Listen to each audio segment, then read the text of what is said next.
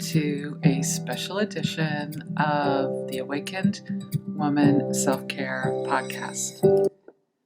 It's Christine dropping in for this special episode.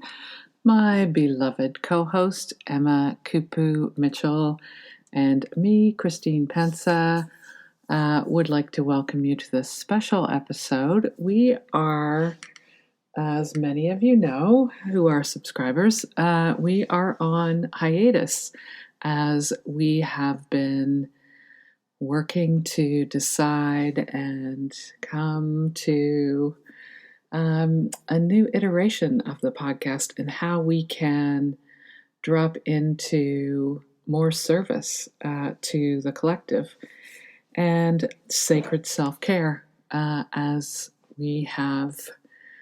That was our mandate as we began the podcast, and we knew that this was going to shift, and so of course the world has shifted. Emma is busy with family, so I'm here by myself today to just share a few things with you that I trust will be helpful to move through this time. And so I guess we'll just jump right in. Usually Emma and I chat, so I'm getting used to just being here on my own. What really led me to drop in today in particular was because, well, two things. One, I began my social isolation. Oh my goodness, I'm still having trouble saying that. A couple of weeks early because I experienced a concussion.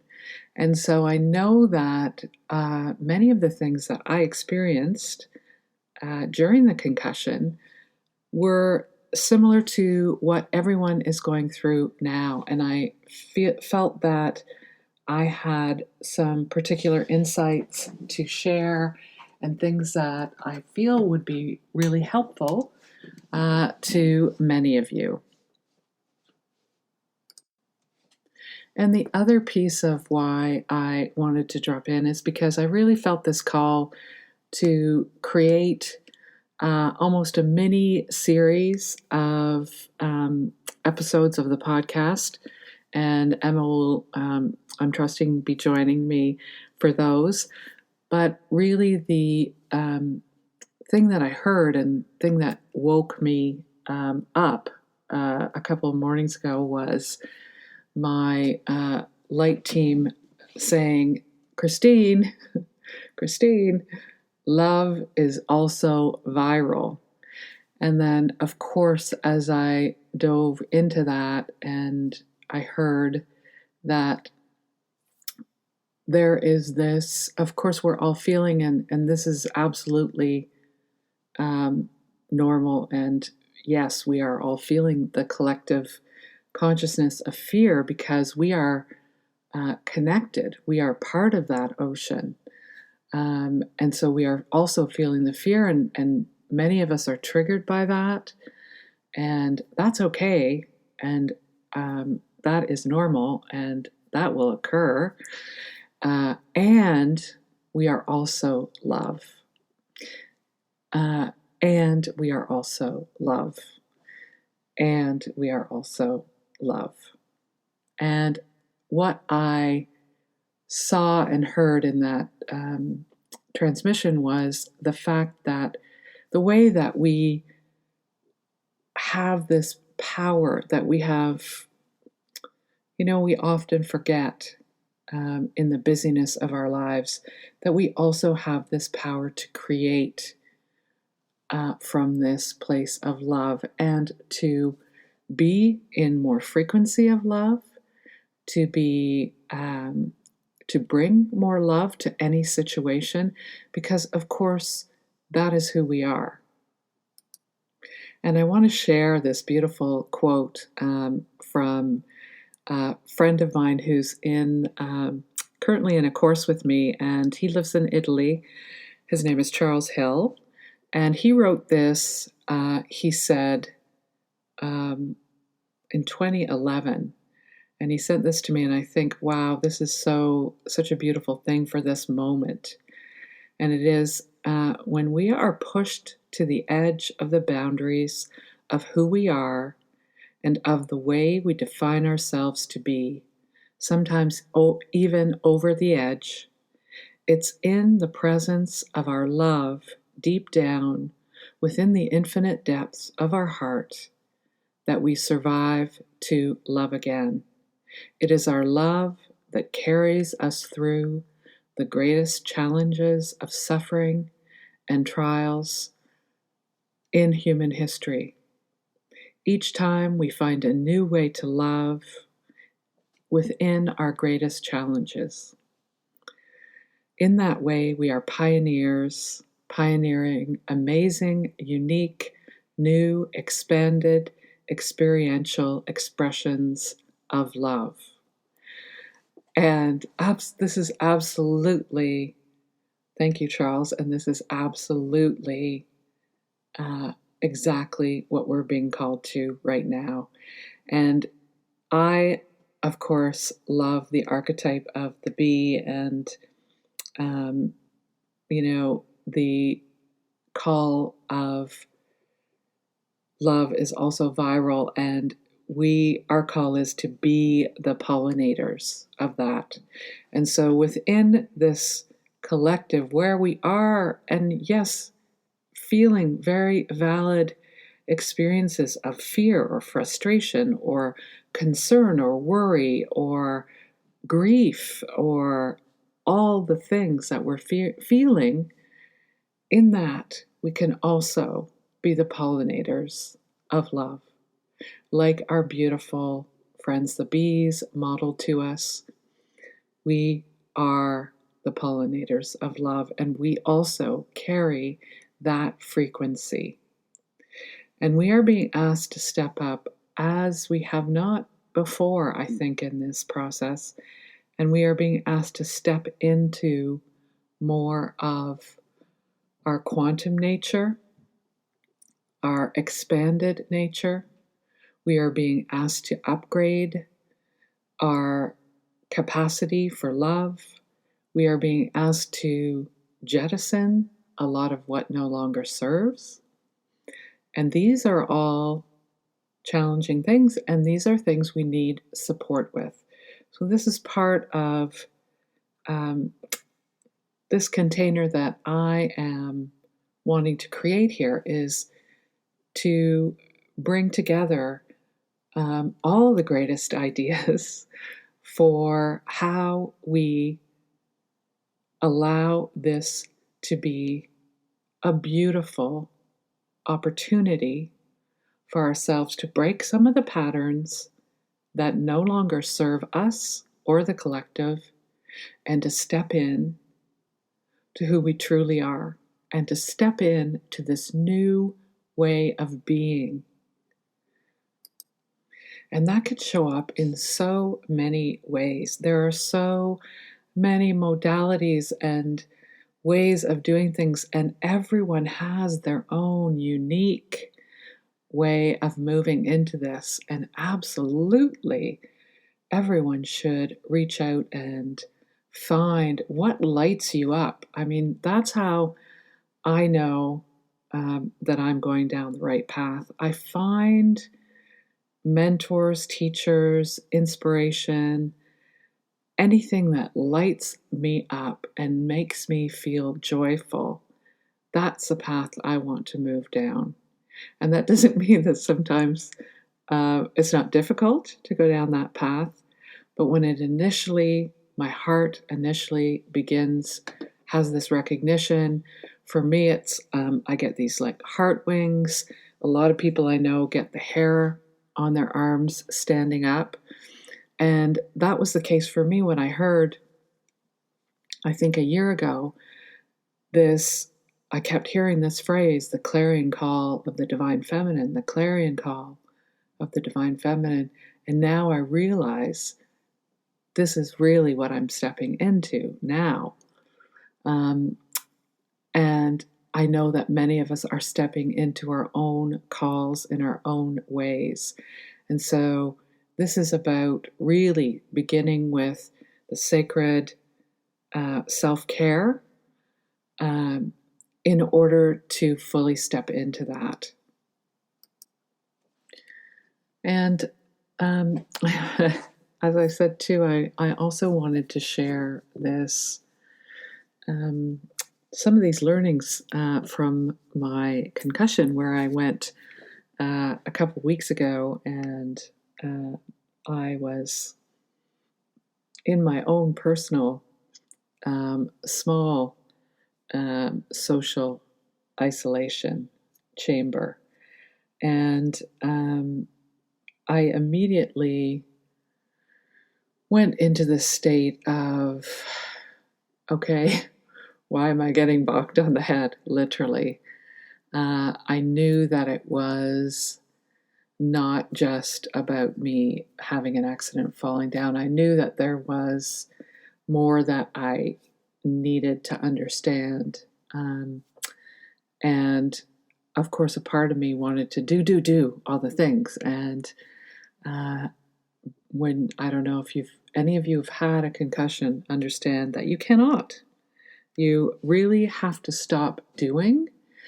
And it's like a forced vipassana experience, because you cannot you can't read things really. I could listen to some things. I couldn't really do much. I couldn't look at any screens, and I couldn't watch anything. So therefore, even like Netflix is out, etc. Those things that sometimes you might want to do when you're feeling sorry for yourself, like I kind of was at times. And so what happens is you're right there and you are really coming up against this intimacy with self. And so here it is right in front of you. And of course, sometimes that's difficult to look at. And at the same time, I knew that it was a call from my higher self, from my soul, to really be impeccable about how I was going to move forward. And, I had just received quite a bit of information about this new modality that I'm bringing into being. And part of me was a little panicked about it. I don't mind telling you. And I needed to release some things. There were still some things within my field that were not going to allow this to come through in the fullness that it needed to come through. And so I went into that and I sat with that and I allowed those things to come up without getting into a looping pattern with it, or going down the rabbit hole of story, but just allowing and asking, how do I bring this back into balance? And I think that is an opportunity that we have right now. It is almost like we are all getting this, I kept hearing course correction from my higher self, reset, course correction. And I think this is what we're being called to in the collective experience, this reset, course correction. So where is it that you can tune in and that you can allow to come up for release these pieces of yourself that are no longer serving yourself or the collective? And what is it that you are really here to create?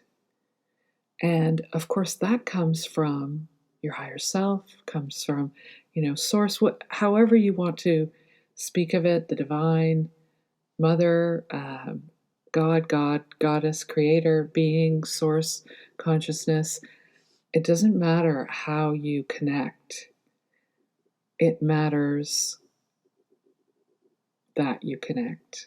and that you connect it in through this portal of your own heart, because that is where your entry point is.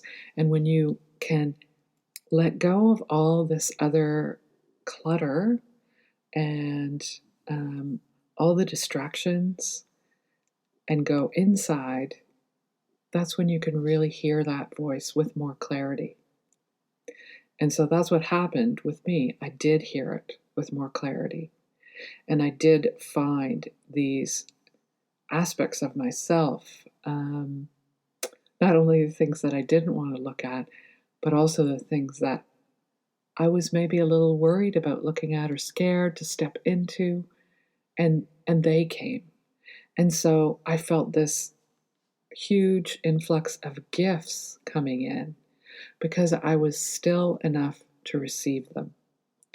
And I think that that's one of the things that we can use this opportunity of this collective experience, that we are all here and it's all happening with our, I guess, I'm trying to think how to say that without being, well, I guess it is triggering a bit. We've agreed to this. This is part of our agreement. This is part of what we have agreed to be here for and with. And and so, and that's a beautiful thing. It's not just about, oh my God, what is happening? It's about, okay, what is happening and how can I be fully present to that and allow myself to receive what it is that I need to receive and be there for others. Because, of course, part of this call is that we are also invited to drop into our true connection, and not the connection, the false connection of how we're told everything is happening. I think this is really an opportunity for us to drop in to the collective consciousness of the truth of who we are as humans. And I'm just hearing here that this is actually a beautiful time to share something from another beautiful being. And this is from a beautiful book, and it in itself is an activation. And I invite you to, if this resonates with you and you feel energetically when I say the name of this book, the Sophia Code, the title itself is encoded with light, and it has a number of activations within it. Kaya Ra has done this, so you can find her at KAIARA.com. And very interesting because I was, this book was gifted to me, and it has opened and activated a number of things for me.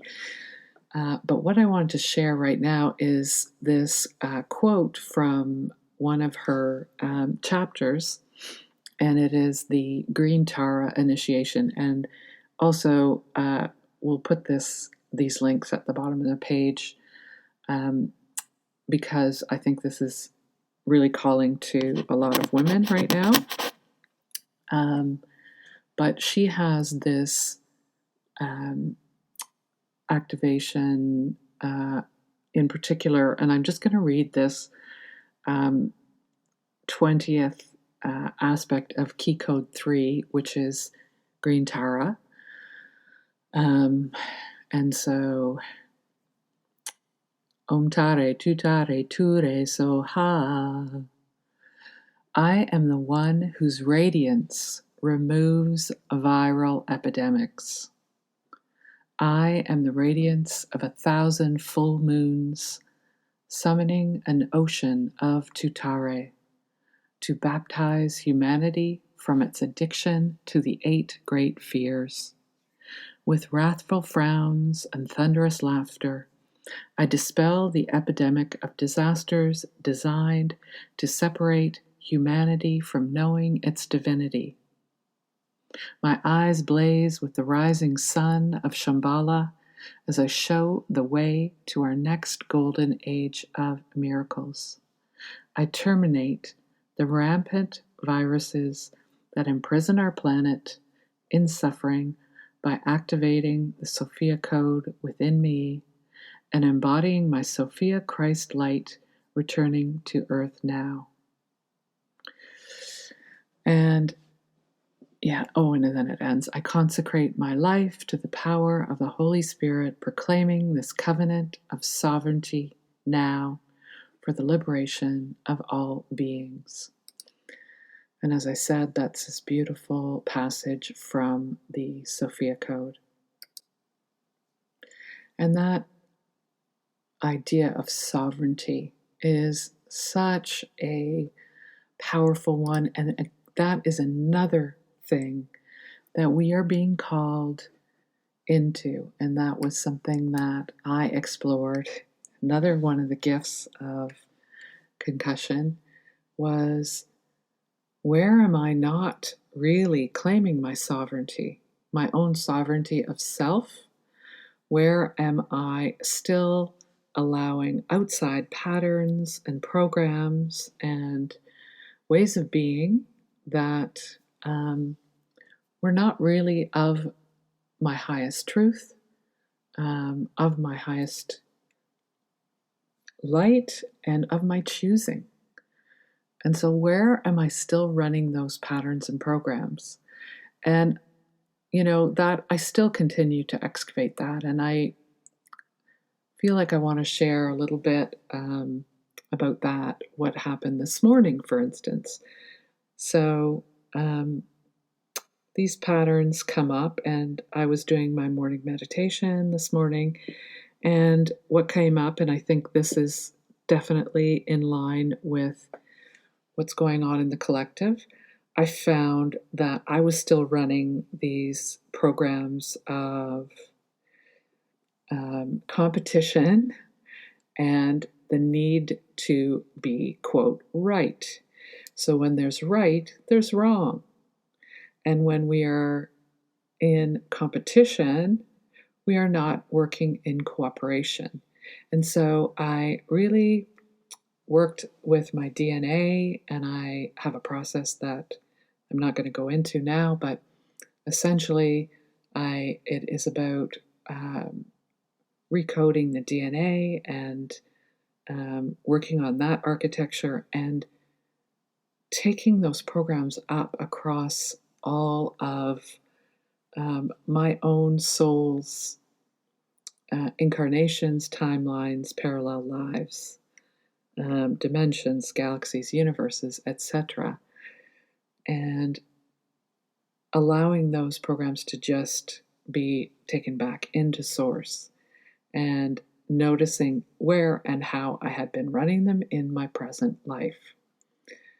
And then bringing in the original blueprint of my DNA. And that goes by many names, but as I've found out,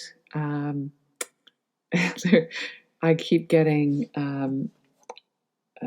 prompts and new connections for it, and comes up through my bee priestess lineage. It comes up through the information in the Sophia Code. It comes up through my beautiful friend Akurta Melchizedek, who works with reprogramming DNA, and all of that is within our grasp now. It is time to claim this. this year is our year of 2020 mastery. Yeah, so this mastery is something that we're really being called to step in this year. And boy, are we getting a strong initiation as a group consciousness. And so, so it's my commitment to find some beautiful people for some mini episodes of the podcast to share their perspective of how we really disseminate this virus of love and sovereignty, self-sovereignty and love, and of course always with sacred self-care. So I thank you so much for being here on this earth in this moment, because this is not an accident that we're here together. And I am so joyful that we are here together, that I know there are so many divine beings who are ready to step in to this and who are ready to create this new and beautiful, joyful way of being, this world where we work in cooperation and collaboration and joy and community, where everyone is valued, where there is no hierarchy of order, and where we can all live the truth of our being and the fullness of our light as creator beings. And I'm just so grateful for all of you. And I send you so much love, and I look forward to this journey that we're on, this new journey of light. Mwah. Love you.